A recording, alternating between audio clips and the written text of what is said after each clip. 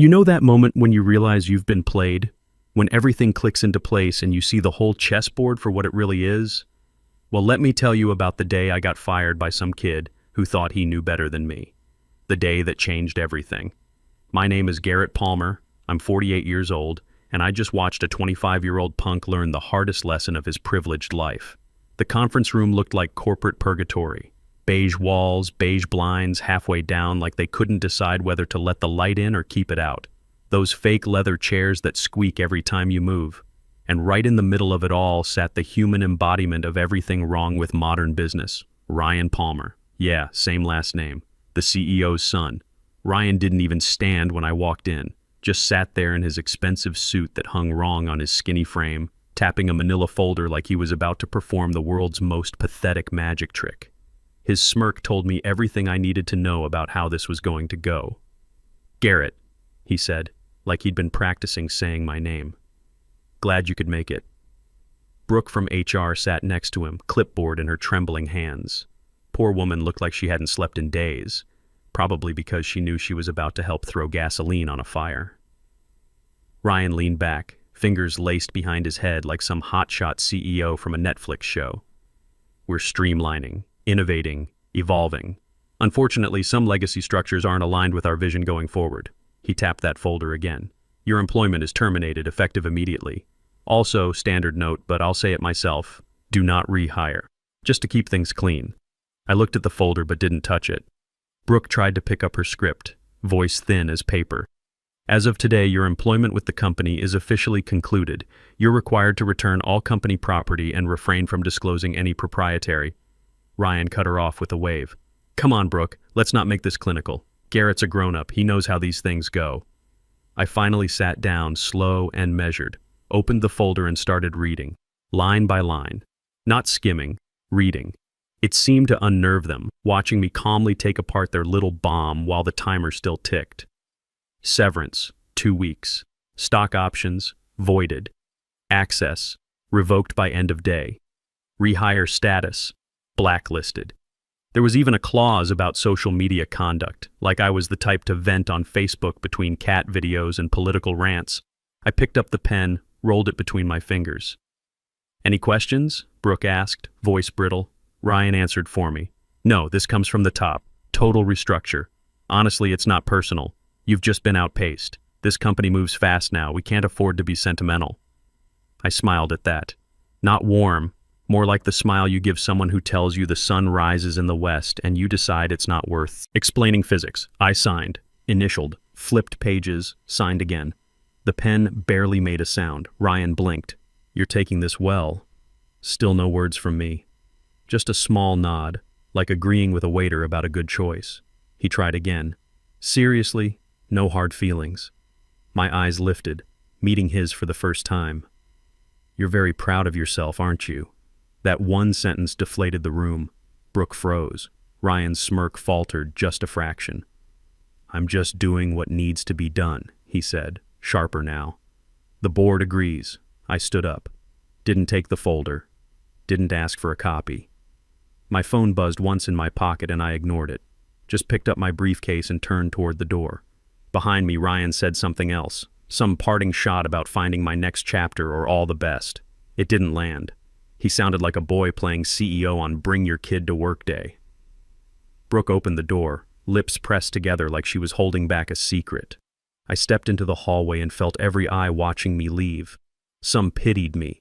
Some were grateful it wasn't them. Most were too scared to look away. I didn't break stride. Not when my security badge beeped red at the exit scanner. Not when my email locked out mid-scroll on my phone. Not when the elevator ride down felt like dropping through 15 years of my life. No fight, no yelling, not even a whispered threat. But beneath that calm surface, something old had just woken up, something they'd all forgotten about. I walked to my car, a steel gray Honda, practical and unremarkable to anyone except people who notice understated reliability. Slid into the driver's seat, locked the door, and sat for exactly 10 seconds, just breathing. Then, like a surgeon prepping for the most important operation of his career, I reached under the passenger seat and pulled out a matte black USB drive wrapped in an old microfiber cloth. It looked like nothing special, just a scratched, fingerprint-smudged memory stick. But inside that little device lived ghosts, documents, agreements, clauses from a time before this company had a name people could pronounce, before the board was even a thing, before Ryan existed in any capacity other than a bratty kid stealing appetizers at investor dinners. I plugged the drive into my dashboard. The car's screen flickered, then blinked green. A single menu appeared. Execute Legacy Protocol. I touched the screen once, then pulled out my phone. One contact, no name. I pressed call. The voice answered on the second ring. No greeting, just silence. Activate the clause, I said. All of it. The line went dead. And that's when the real game began. 17 floors above me, embedded in the compliance department like a sleeping lion, Wade Morrison was scrolling through expense reports when a single email dropped into his inbox. No subject line, no sender address. Just a one-word body, activated. He stared at it, then glanced at the Slack channel where someone had just posted. Was that Garrett who just walked out? Wade closed his laptop without replying. He stood, walked to the far wall of his office, and unlocked the tall gray cabinet no one ever touched. Inside were paper files, legal originals, and a single sealed manila envelope marked Founders Equity Protocol, in event of hostile action. His hands shook only a little as he pulled it out. Across the floor, the company buzzed with nervous energy, people whispering, gossip traveling faster than email servers could handle. Someone had already photoshopped a meme of Ryan as a Game of Thrones character. Funny for now. Wade slid back into his chair and opened the envelope. Clause 14.2b, in the event of involuntary termination initiated without majority board vote or founder consent, control rights, voting leverage, and access reinstatement will revert to the original founding shareholder identified as Palmer, G. This clause is immutable, binding, and preempts all bylaws adopted post-Series A. He leaned back, blew out a slow breath, opened his secure DOJ contact form, and selected the drop-down labeled Suspicious Activity Report, Executive Action. Under Details, he typed, Termination of G. Palmer, executed by non-board member R. Palmer. Potential violation of voting trust. Clause 14.2b activated. Immediate legal review advised. He attached the clause scan and pressed send, then reached for the bottle of antacids in his drawer and popped two. Cross town, I merged onto the freeway with clinical precision and smiled without warmth. This wasn't revenge. This was insurance. 15 years of building quietly, fixing problems, cleaning up messes so the suits could smile in interviews and slap each other's backs at rooftop parties. Let them call me old. Let them call me obsolete. They forgot who drafted the architecture. They forgot who held the real keys. But the system didn't forget. Now it was awake. You want to know how this all started? Go back to March 2009. The office wasn't some sleek glass tower with kombucha taps and meditation pods. It was the back room of an abandoned print shop in Palo Alto that still smelled like toner and failure. The windows didn't open. The Wi-Fi cut out every time someone microwaved leftovers. The heating only worked if you kicked the breaker box like it owed you money. I didn't care.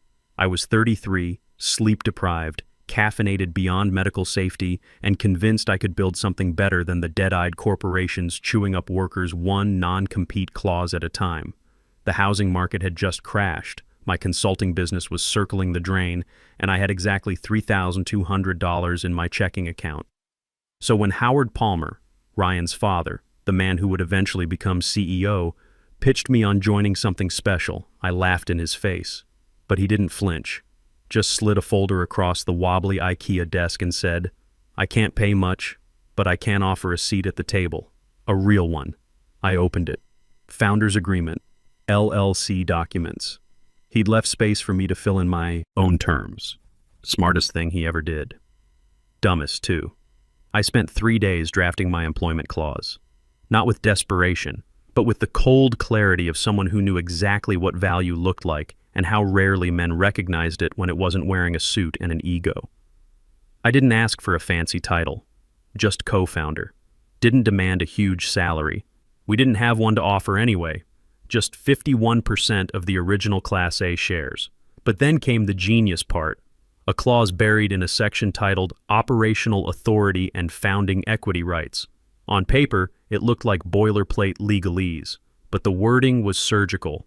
In the event of termination without majority vote from the founding board, and in the absence of formal equity sale or transfer, all operational and voting rights revert to the founding signatory, herein designated as Palmer, G.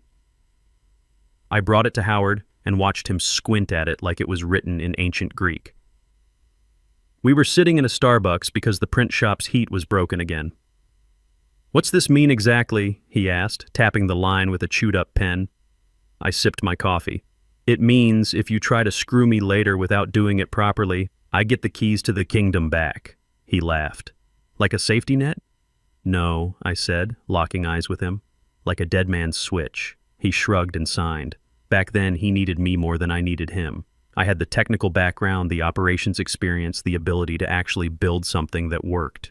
He had the vision and the gift of gab that could charm investors. And for years, I earned it.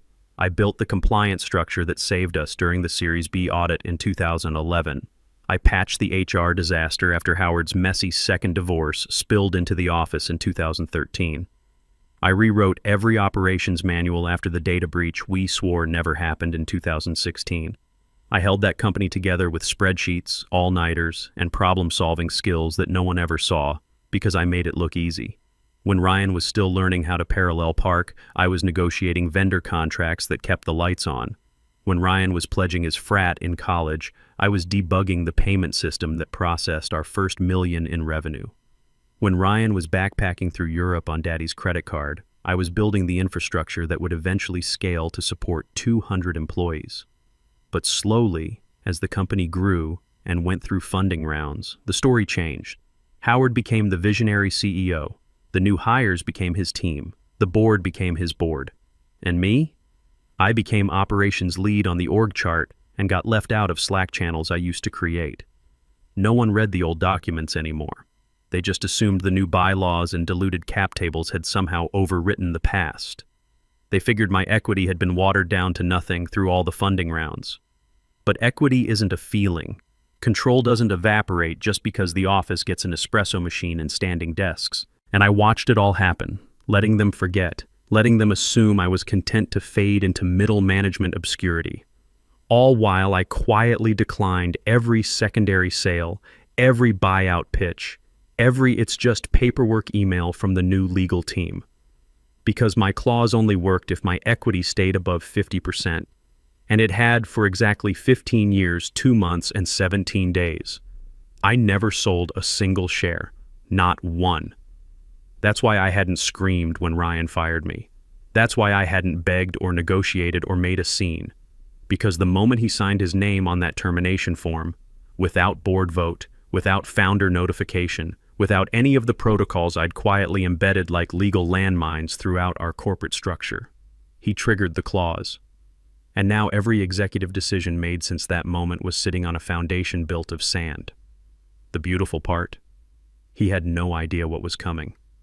It started like most disasters do, quietly, with someone underpaid pressing a button they didn't fully understand. At exactly 10:54 a.m., the receptionist saw a man in a navy windbreaker step through the glass doors. He didn't fumble with the check-in tablet or flash a visitor's badge. Just walked up, flipped open a leather ID case and said, "Special Agent Colton Hayes, Financial Crimes Division. I need to speak with someone in leadership." Amanda, fresh out of college and 2 weeks into the job, blinked. "Do you have an appointment?" The agent didn't blink back. "I have a federal subpoena tied to executive activity in this building. Get whoever runs this place before I start pulling data requests." She picked up the phone with shaking hands. Upstairs, the board was clustered around the executive floor's marble counter, pretending to care about Ryan's TED Talk-style pitch about vision scalability. The kid had slides. Actual printed slides. Some included his own quotes in bold font. "And that's why," Ryan was saying, gesturing with one AirPod in like it gave him authority, "I believe this transition is about narrative alignment, not just operational shifts. We're rewriting the company's story." His audience nodded with the glazed expressions of people praying for a fire drill. Then Lisa from legal poked her head in. We've got a situation. There's a federal agent downstairs, Financial Crimes Division, Says he needs to speak to leadership. Everyone exchanged confused looks, half smiles spreading like maybe this was an elaborate practical joke. Ryan smirked. Relax. Probably a vendor compliance check. We had that wire transfer audit last month, right? I think it's serious, Lisa whispered. He brought files. 5 minutes later, Agent Hayes was in the 12th floor conference room they called the aquarium because of its glass walls and the way everyone could watch the sharks feeding. Hayes didn't sit, didn't accept water, didn't smile. He placed a thick manila folder on the table and opened it with slow, methodical movements. 72 hours ago, he began, we received a suspicious activity report from your compliance department, filed anonymously with proper credentials and security clearances. That report detailed discrepancies in internal approvals, executive expense redirections, and sudden changes to high-level personnel access without proper authorization protocols. Ryan raised a hand. Look, Agent Hayes, I'm sure whatever... I'm not finished, Hayes said, voice flat as concrete. The SAR referenced a terminated employee with long-standing control privileges, Garrett Palmer. The room went still. You could hear the air conditioning humming. I'm here because our investigation cross-referenced a contract clause buried in your early incorporation filings, a clause that was activated via legally binding automated signal roughly 30 minutes after Mr. Palmer's employment was terminated. A low murmur spread through the room. Shane, the CFO, shifted uncomfortably. We ended his position this morning. Standard restructuring. Hayes turned a page in his folder. And who authorized the termination? All eyes slid to Ryan like he was suddenly radioactive. Ryan cleared his throat, trying for confident but landing somewhere around defensive. I did. Well, within my authority, I'm Chief Vision Officer. My father delegated restructuring oversight while he's abroad on medical leave. Your father being Howard Palmer, current CEO? Yes. Hayes flipped another page. Currently out of the country, unreachable according to your own staff and according to our travel records. Last seen boarding a flight to Zurich 6 days ago. So at this exact moment, you are the highest-ranking executive on site? I suppose so. Hayes nodded once. Then you'll be answering the next set of questions. In private, with counsel present. The legal team stiffened. Someone from the board said, Wait, what exactly are you implying here? Agent Hayes didn't answer immediately. He just picked up his folder, nodded toward the inner boardroom and said, Let's go. Ryan followed, considerably paler than he'd been 10 minutes earlier. Inside the inner boardroom, the temperature seemed to drop 10 degrees the moment Hayes opened his folder again. No PowerPoint, no corporate buzzwords, just paper, thick, weighty documents that smelled like consequences. Here's a vendor invoice for $84,000, processed through a Shell LLC registered in Nevada. Same mailing address as one of your executive assistants, who listed this company as her side business on LinkedIn 2 years ago. He slid it across the table. Here's another, $112,000 for strategic consulting. No hours logged, no deliverables documented, no contact information beyond a Gmail address that traces back to a P.O. box in Delaware. Another sheet. A pause that felt like a blade hanging over the table. And here's an expense reimbursement approved by you personally for $14,300 for what appears to be a private villa in Cabo San Lucas, listed under Client Retreat.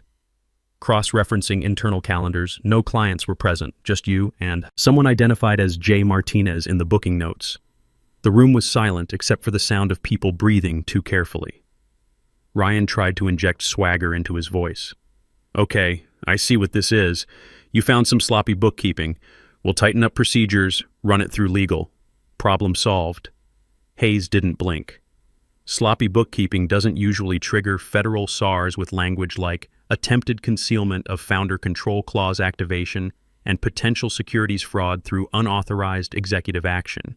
He let that hang in the air like smoke from an electrical fire. What I need to know right now is who authorized the termination of Garrett Palmer and under what legal authority that termination was executed. Wade Morrison, who'd been silent until now, cleared his throat. I received the HR termination form this morning. It had Ryan's signature, but there was no accompanying board resolution, no founder consultation documentation. It was filed like a standard at-will termination, not a C-suite or founder-level exit. He glanced at Ryan. Which is legally problematic. Ryan's face flushed. Are you kidding me? He was middle management. Operations was in his title. He wasn't even a VP on the org chart. Wade's expression didn't change. His original contract predates the org chart. The title structure was reorganized around existing roles, not the other way around. He was dead weight, Ryan snapped, louder now. Half the staff didn't even know what he did day to day. Funny, Wade said quietly. Yet somehow everything still worked perfectly. Systems ran smoothly. Compliance stayed clean. Problems got solved before they became crises, almost like someone competent was handling the details while everyone else focused on vision boards and synergy meetings. Lisa leaned forward, panic starting to edge into her voice. Ryan, did you review Garrett's original contract before finalizing the termination? Because I sure didn't review it. I didn't even know we needed to. Ryan waved dismissively. I don't need to review every employment contract. That's what I pay legal for. Agent Hayes raised a finger, stopping all conversation. That contract, Mr. Palmer, includes a clause that directly affects operational control of this company. If triggered improperly, it could invalidate any decisions made under your assumed authority, especially if you were never granted formal controlling officer status through proper corporate channels. The room went dead quiet. Ryan stammered, Look, I've been acting on behalf of my father for months. There is no written delegation on file, Lisa interrupted, her voice thin. He mentioned it verbally in a few meetings, but legal never documented any formal transition of authority. Technically, Howard Palmer is still the only authorized CEO and decision-maker. Hayes tapped his pen against the table. So the person who authorized the firing of what appears to be a co-founder is not legally empowered to make such decisions, has no documentation granting such authority, and failed to review a foundational contract that directly controls the ownership structure of this company. Ryan stood up, pacing now. This is ridiculous. He's gone. He signed the papers. We locked him out of the building. What's he going to do? File a lawsuit? Complain to HR? He doesn't have to, Wade said steadily. The clause isn't about grievances or wrongful termination. It's about automatic reversion of control rights. The moment you filed that termination without proper authority, you triggered a legally binding mechanism that restored his decision-making power. Ryan stopped pacing. We'll fix it. I'll call legal. We'll amend the record, override whatever clause he thinks he owns. Hayes closed his folder with a sound like a coffin lid. You can't override what was never properly superseded. The original incorporation documents still govern this company, and according to those documents, you just handed majority control back to the one person who built this place from the ground up. Nobody spoke after that. Outside the glass walls, employees continued their normal Tuesday routines, completely unaware that the corporate structure governing their paychecks had just collapsed like a house of cards. And 5 miles away, I was finishing my coffee and checking my watch, knowing that any minute now my phone would ring. Because some lessons can only be taught the hard way. Hayes stood up, not rushed, just deliberate. The kind of movement that signals the end of negotiations and the beginning of consequences. This entire organization has been making decisions under the false belief that Mr. Palmer held no operational authority. If his control has been reactivated, then any major decisions made since his termination, executive hires, vendor contracts, financial filings, even board resolutions, may be legally invalid. He paused, letting that sink in like water into concrete. And if those decisions resulted in profit, loss, or public reporting discrepancies that weren't properly authorized, that becomes a federal securities matter. Ryan tried to speak, couldn't. The room had completely turned against him. Even the board members who used to laugh at his jokes now stared like they were seeing him for the first time. Hayes closed his briefcase with a snap that echoed like a gunshot. I need access to all internal communications relating to his termination, and I'll need the board to remain on site for further review while we sort out who actually has authority to make decisions around here. Shane, the CFO, ran a hand down his face. Jesus, is he coming back? Wade Morrison didn't look up from his notes. He never left. You just didn't notice he still held the deed to the house while you were redecorating the kitchen. That's when my phone rang. I was sitting in a coffee shop across the street, watching my old office building through the window, drinking tea, checking emails, completely calm, like I was waiting for a bus that I knew was coming right on schedule. Unknown number, but I knew who it was. I let it ring twice, then answered. No rush, no performance. Just waited. Ryan's voice came through shaky and desperate. Garrett, there's been some confusion. The board would like to discuss a possible resolution. Clarify terms. We'd really like to invite you back into the conversation. I looked up at that glass tower, the one I'd helped build from nothing. Saw all those people scrambling around like ants in a jar someone just shook. Ryan, I said, stirring my tea with one hand, let me ask you something. When you fired me this morning, did you actually read my contract? Silence on the other end. Then, look, we can work this out. Whatever legal technicality you think you found, it's not a technicality, I said. It's a dead man's switch. I built it into the foundation 15 years ago because I knew someday someone exactly like you would show up. More silence. Here's what's happening right now, I continued. Agent Hayes is explaining to your board that every decision you've made since 10:30 this morning is legally questionable. Every contract you've signed, every expense you've approved, every hire and fire, all of it needs to be reviewed because you never had the authority to make those decisions in the first place.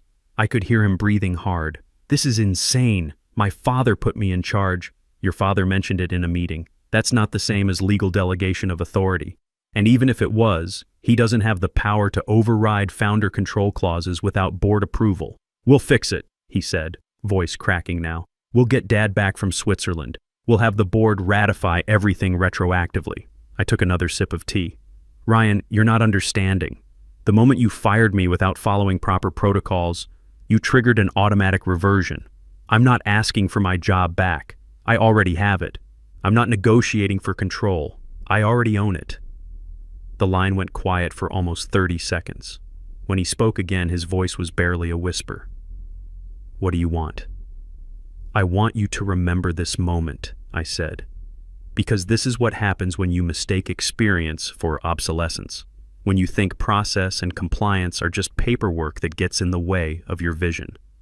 I stood up from my table, left money for the tea, and started walking toward the building. I'll be up in 5 minutes, I said. Have security reactivate my access. And Ryan, next time you want to fire someone, maybe read their contract first. I hung up. The elevator ride to the 12th floor felt different than it had 6 hours earlier. Same elevator, same buttons, same music. But now I was riding it as the majority owner of the company, not as some middle manager getting escorted out. The reception area went dead quiet when I stepped off. Amanda, the same kid who'd been scared of Agent Hayes, just stared. Someone whispered my name. Phones stopped ringing.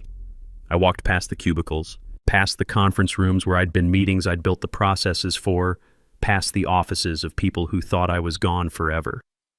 The aquarium's glass doors were closed, but I could see everyone inside. The entire board, Agent Hayes with his files spread out, Ryan sitting at the head of the table looking like he'd aged 10 years in one day. I opened the door and stepped inside. Gentlemen, I said, taking the empty chair at the other end of the table, I believe we have some things to discuss. Agent Hayes looked at me, then at his folder. Mr. Palmer, just to confirm, you're the founding shareholder referenced in Clause 14.2b? That's correct, and you currently hold majority voting control of this company. As of 10:30 this morning, yes.